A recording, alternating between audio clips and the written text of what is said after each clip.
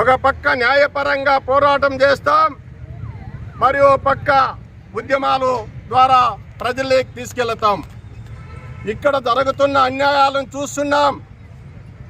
కోర్టులో జరిగిండేది ఒకటి, కోర్టులో అయిపోయిందని చెప్తుండేది ఒకటి.